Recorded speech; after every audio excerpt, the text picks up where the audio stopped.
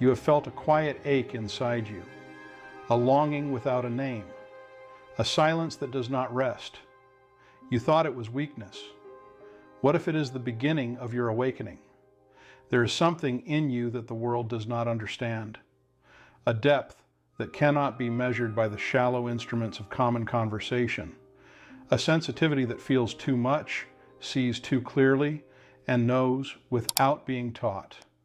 And so you retreat, not because you are broken, but because you are becoming whole in a way that few comprehend. You pull back from the noise, the demands, the constant explanations that never quite capture the truth of who you are. In your withdrawal, others see rejection, but your soul knows better. It knows that sometimes the greatest act of love is to honor your own nature, even when that nature asks for space, for quiet, for the sacred luxury of your own company. There is an ancient wisdom that lives in those who prefer solitude, a knowing that runs deeper than social conditioning or cultural expectations. It is the wisdom of the hermit who knows that in the desert of aloneness, mirages fade and truth reveals itself. It is the wisdom of the mystic who understands that the deepest connections happen not in crowded rooms, but in the vast silence where soul meets soul without words. It is the wisdom of the artist who knows that creation requires emptiness, that beauty is born in the spaces between thoughts, in the pause between heartbeats, in the sacred void where something new can emerge. Let me walk with you through the garden of your solitude, where 5 sacred traits bloom like night flowers that open only when the sun has gone to sleep. These are not flaws to be corrected or wounds to be healed.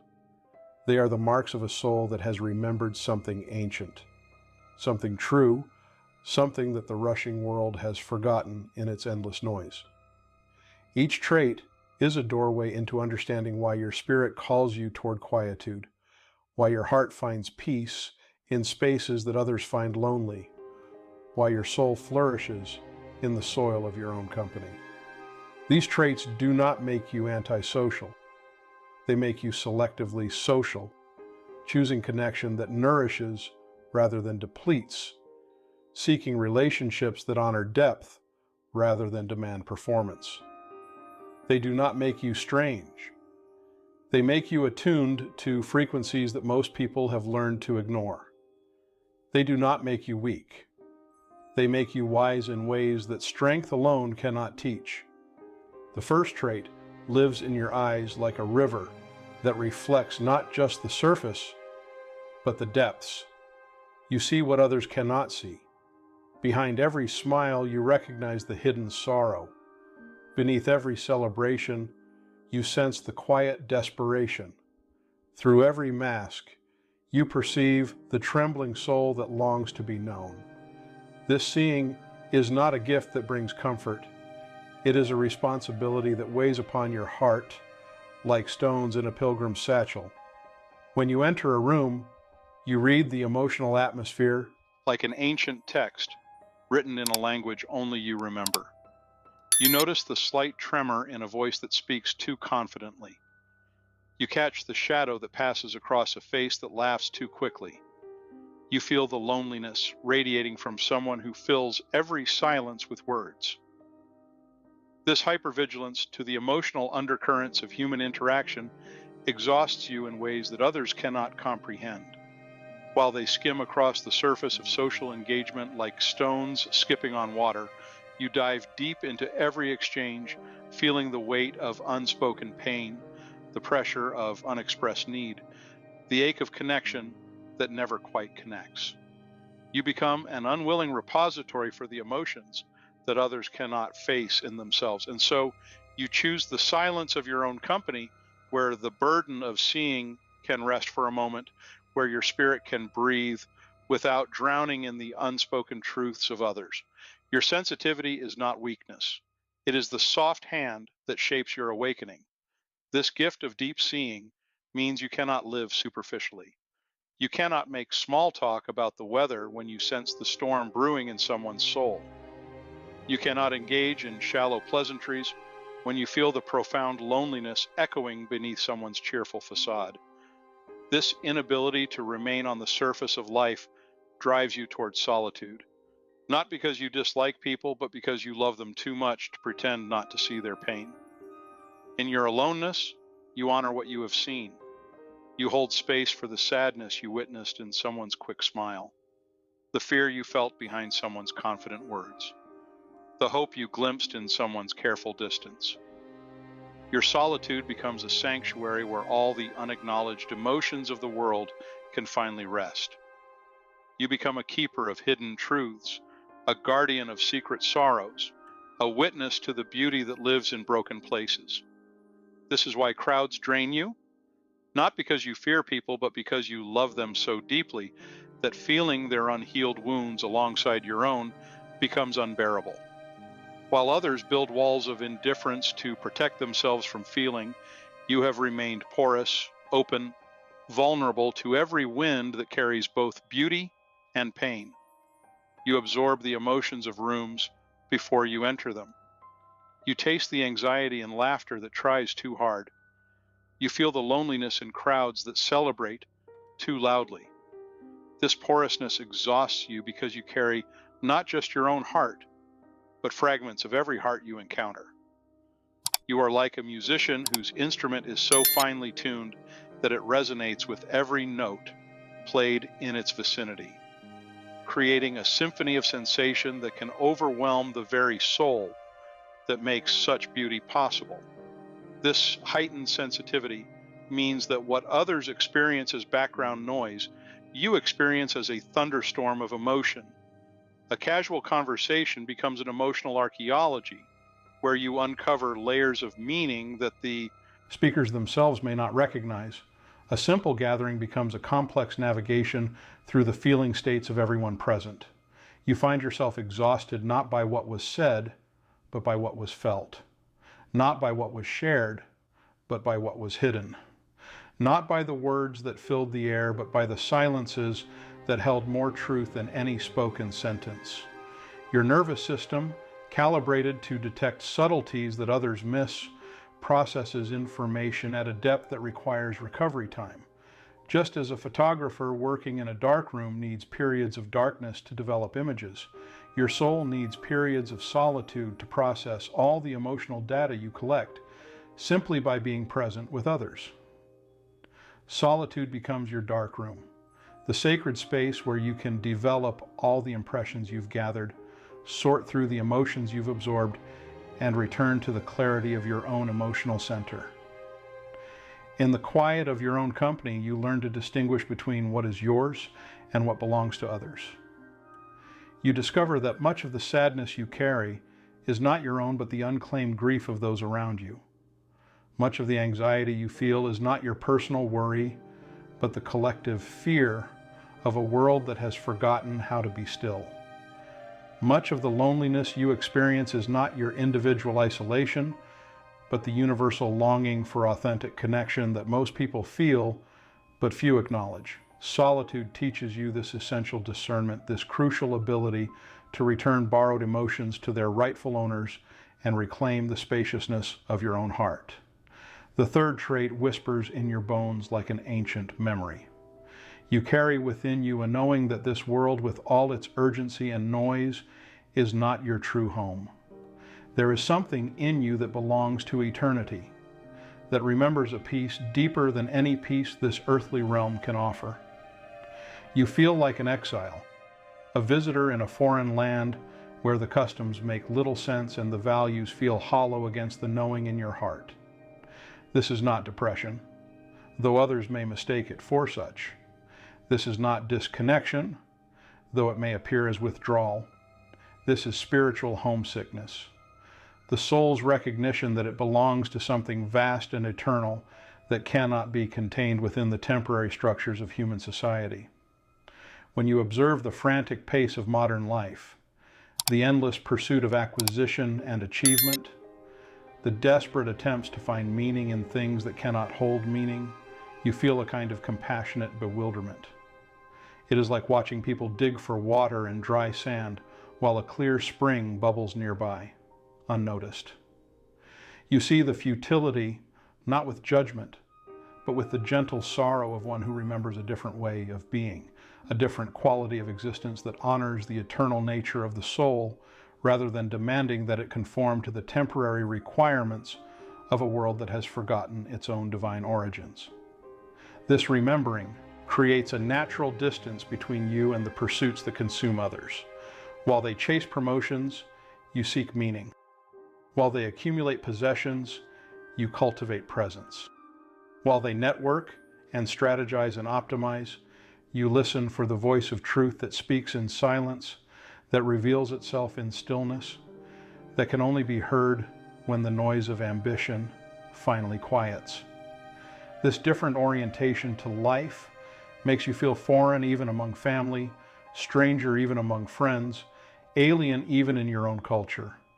Others mistake this for depression or disconnection, but it is neither. It is the homesickness of a soul that remembers its origin in the infinite. It is the natural result of carrying within yourself a piece of eternity that cannot be satisfied by anything temporal. It is the inevitable loneliness of a consciousness that has touched something vast and beautiful beyond the temporary dramas of human existence. And it is this very homesickness that drives you towards solitude, because only in the quiet can you touch that eternal part of yourself again, feel the thread that connects you to the source from which you came and to which you will return. Solitude allows you to remember what the noise makes you forget. In the absence of external demands and expectations, you can feel the presence of something sacred that permeates all existence, but reveals itself most clearly in silence. In your chosen aloneness, you commune with the eternal aspect of your being, the part of you that existed before you were born and will continue after you die, the deathless essence that finds its greatest joy not in achievement or recognition, but in simple being, in pure existence, in the wordless recognition of its own divine nature. You do not walk toward meaning. Meaning walks toward you when you become still. The fourth trait reveals itself in your relationship with the sacred pause, the holy emptiness that others fear and fill with distraction.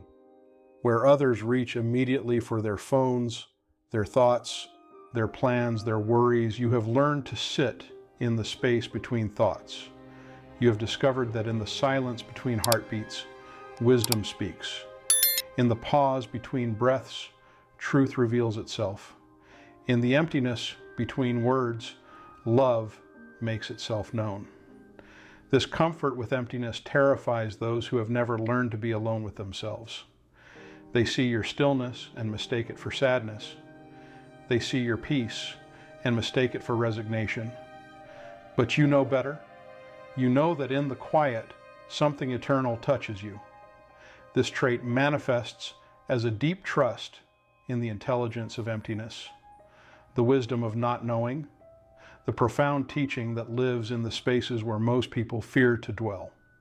While others fill every moment with activity, every silence with sound, every pause with productivity, you have learned to value the fertile void from which all creativity emerges. You understand that answers come not through forcing or striving, but through creating space for truth to reveal itself. You know that healing happens not through constant doing, but through allowing, not through adding more, but through removing what is unnecessary, not through noise, but through the pregnant silence that holds all possibilities. Your relationship with emptiness is actually a relationship with potential. When others look at silence, they see absence. When you look at silence, you see presence. When others experience aloneness as lack, you experience it as fullness. When others interpret stillness as stagnation, you know it as the dynamic rest from which all movement springs. This is why meditation comes naturally to you. This is why you can sit for hours without external stimulation and feel completely nourished. This is why solitude feeds your soul while crowds deplete your energy. In the modern world, this comfort with emptiness is revolutionary. In a culture that equates busyness with importance and constant stimulation with aliveness, Your ability to find richness in simplicity, depth in stillness, and fullness in apparent emptiness challenges the very foundations upon which most people build their lives. Your peace threatens their anxiety. Your contentment threatens their striving. Your ability to be alone threatens their desperate need for constant company. They interpret your stillness as judgment of their motion, your silence as criticism of their noise, your solitude as rejection of their society.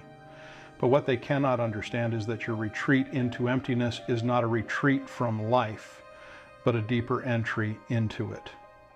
In the space of not doing, you learn what truly needs to be done. In the silence of not speaking, you hear what truly needs to be said. In the aloneness of not seeking, you find what was never lost. This is the paradox that your fourth trait teaches. Sometimes the most direct path to connection is through chosen disconnection. The clearest voice of wisdom emerges from willing silence, and the fullest experience of life comes through embracing its apparent emptiness. The soul grows where the world believes you are breaking. And here is the fifth trait, the one that perhaps explains all the others. You have an intimate relationship with your own darkness, your own pain, your own questions that have no easy answers. While others flee from discomfort, deny their shadows, and paste smiles over their wounds, you have learned to sit with your sorrow like a friend. You have discovered that your deepest pain often carries your greatest gifts. Your wounds have become doorways. Your questions have become prayers. Your darkness has become fertile soil where something beautiful and true can grow. This friendship with your own depths makes shallow conversation feel like a betrayal of your soul. It makes superficial connections feel like a waste of your precious life force. This willingness to befriend your own darkness is perhaps the rarest gift in a world that demands constant positivity, endless optimism, and the performance of happiness regardless of what moves within your heart. You have learned that true healing comes not from avoiding pain, but from meeting it with presence, not from denying difficulty, but from discovering what it has come to teach.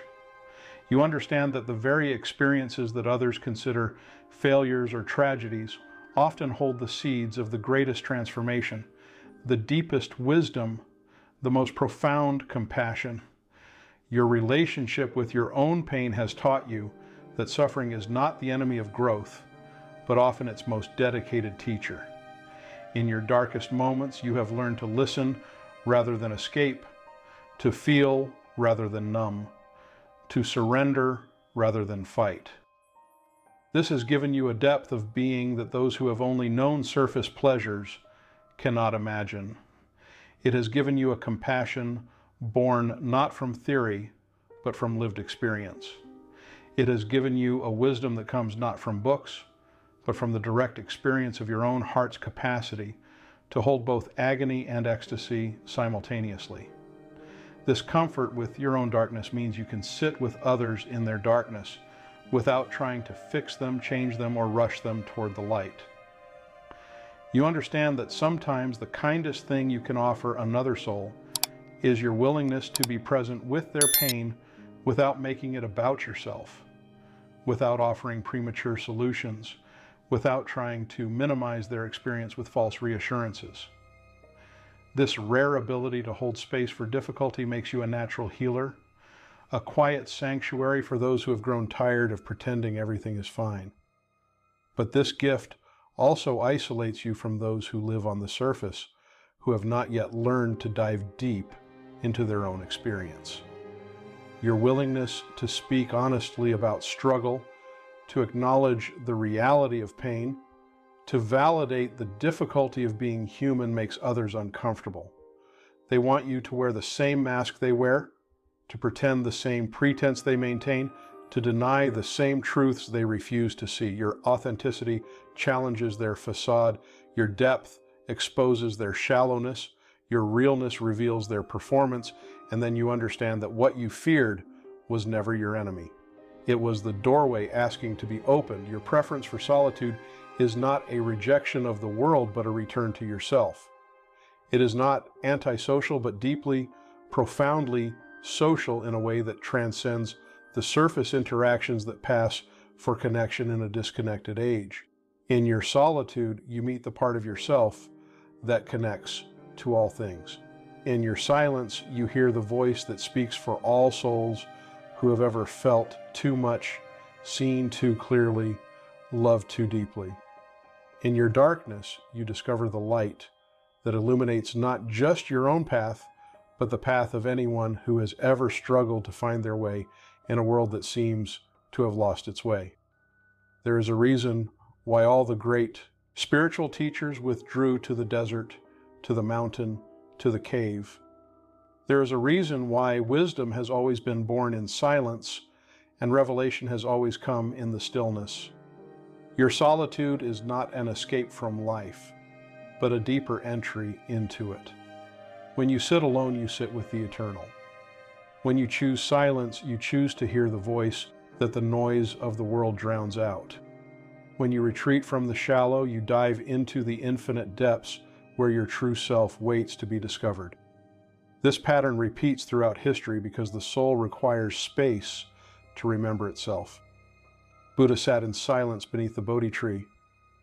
Jesus withdrew to the desert for 40 days. Rumi lost himself in the solitude of divine love. Each found in aloneness what the crowds could never offer: direct contact with the source of all wisdom, unfiltered connection to the truth that needs no external validation, immediate access to the love that requires no reciprocation, because it springs eternally from the wellspring of existence itself.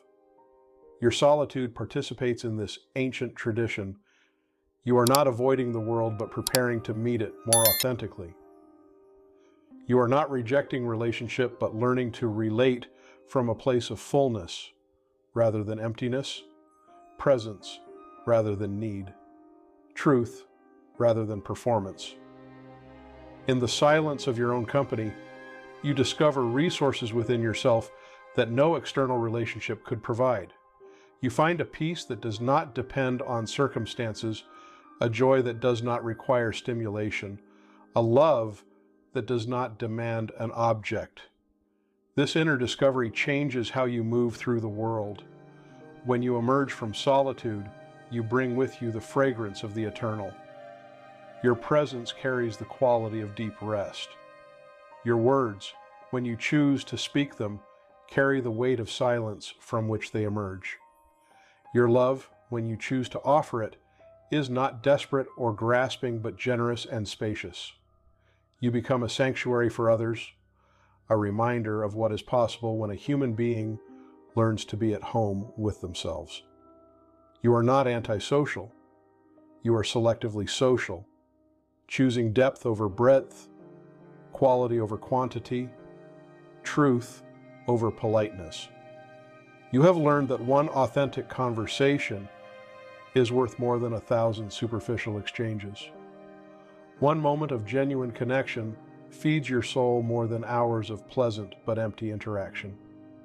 You conserve your social energy not out of misanthropy, but out of respect for the sacred nature of true meeting between souls. Your selectivity is not snobbery, but wisdom. You have learned to distinguish between those who are capable of meeting you in the depths and those who require you to remain on the surface. You have learned to recognize the difference between those who welcome your authenticity and those who are threatened by it.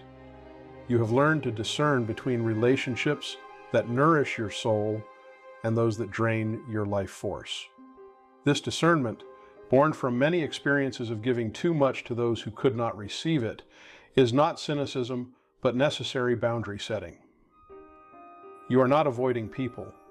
You are avoiding the false self that people often demand you wear, the cheerful mask that covers your complexity, the simple answers that belie your nuanced understanding, the small talk that ignores the vast questions that move through your heart, the performance of normalcy that denies the profound strangeness of being a conscious soul in an unconscious world.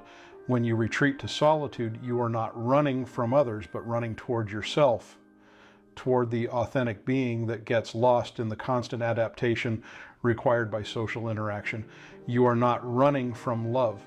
You are running toward the love that is authentic, that sees you fully, that doesn't require you to diminish your light or apologize for your depth.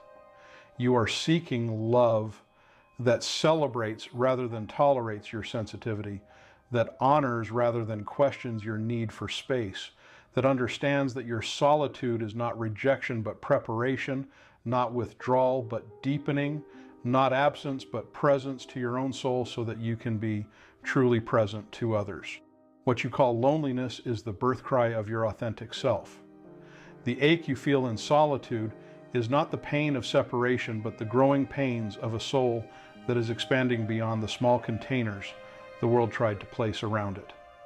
Like a snake shedding its skin or a butterfly emerging from its cocoon, this process of becoming your true self involves periods of apparent isolation that are actually profound transformation. You are not becoming smaller in your aloneness. You are becoming vast. You are not shrinking from life. You are making space for a larger life to emerge.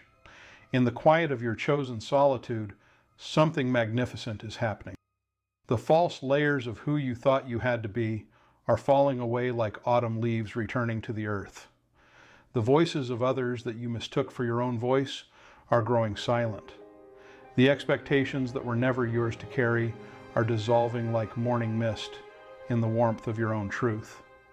And in that sacred emptiness, your true self is being born. Not the self that performs for others, but the self that dances with the infinite. Not the self that explains itself to those who cannot understand, but the self that needs no explanation because it knows its own worth.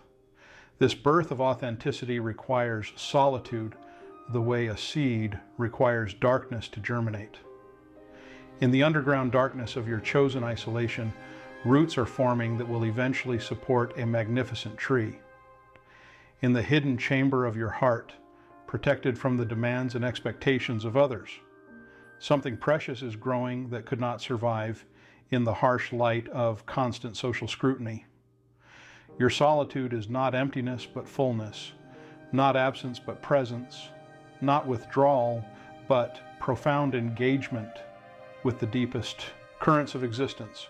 Your solitude is a form of prayer, a wordless communion with the sacred that permeates all existence but reveals itself most clearly in silence.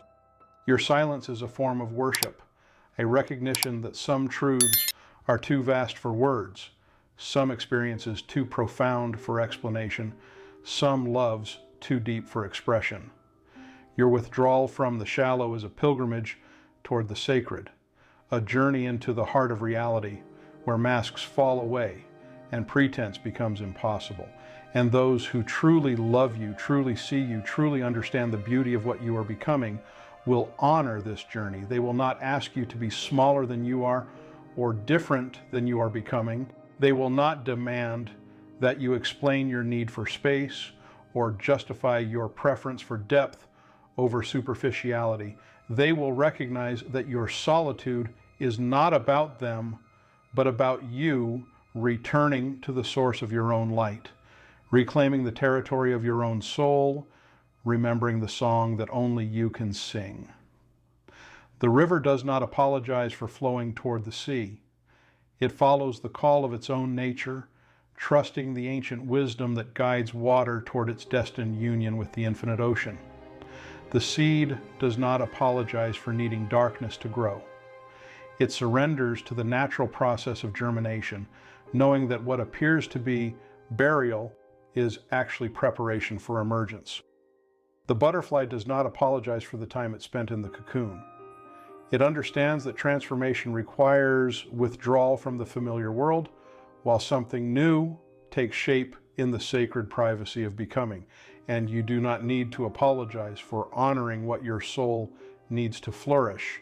Your preference for solitude is not a problem to be solved, but a gift to be honored, a wisdom to be trusted, a path to be walked with reverence and grace. It is your soul's way of ensuring that you remain connected to the source of your own authenticity. that you do not lose yourself in the endless demands for adaptation and performance that characterize so much of social existence. Your solitude is medicine for a world that has forgotten how to be quiet. Your silence is healing for a culture addicted to noise. Your depth is nourishment for souls starving for substance in a world of surfaces. Your preference for aloneness is a reminder that the most important relationship is the one you have with yourself, and that from the foundation of this primary relationship, all other authentic connections become possible. In the end, those who cannot understand your need for solitude are those who have never met themselves in the quiet. They fear in you what they fear in themselves, the possibility of being alone with their own thoughts, their own feelings, their own truth. They see in your comfort with aloneness a mirror of their own inability to be alone. Your peace threatens their chaos because it suggests that chaos is not inevitable. Your depth threatens their surface because it reveals that depth is available to anyone willing to dive. Your authenticity threatens their masks because it demonstrates that masks are optional. Let them be threatened. Let them be uncomfortable. Let them question their own choices as they witness your different way of being. Your soul's journey is not designed for their comfort, but for your truth. You are not responsible for making others feel better about their choices by abandoning your own. You are not obligated to remain small so that others feel less pressure to grow. You are not required to live superficially so that others feel comfortable in their refusal to go deep. The dawn waits for no one, but welcomes all who rise. Like the sun that neither apologizes for shining nor dims its light to make others comfortable, you are called to be fully yourself, regardless of who finds that challenging. Your light is not meant to be hidden, but to shine as a beacon for other souls who are ready to emerge from their own hiding places. Your authenticity is not meant to be dimmed, but to illuminate the possibility that others too can choose depth over superficiality, truth over performance, being over seeming. Rise, beautiful soul. Rise into the fullness of who you are meant to be. Let your solitude be sacred. Let your silence be profound. Let your depth be a gift to the world. And know that in honoring your own nature, you give permission for others to honor theirs. In choosing authenticity over acceptance, you create space for authentic connection. In preferring your own company to false communion, you prepare yourself for true meeting with another soul who will recognize and celebrate the depth you have cultivated in your sacred solitude. If this spoke to your spirit, write in the comments. I am awakening now,